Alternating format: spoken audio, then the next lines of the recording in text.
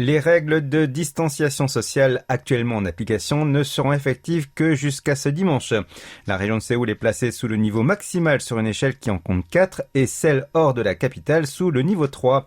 L'heure est donc venue de décider de les maintenir ou de mettre en place de nouvelles mesures à partir de lundi prochain. Le gouvernement entend prendre une décision vendredi après avoir observé jusqu'à demain l'évolution de la situation.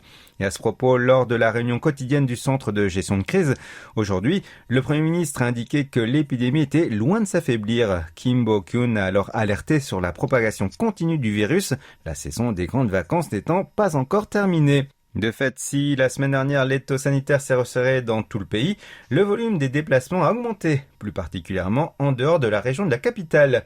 Il a grimpé de 6,4% par rapport à la semaine précédente et de plus de 30% par rapport à la première semaine de janvier, peu avant le début de la troisième vague de la pandémie dans le pays.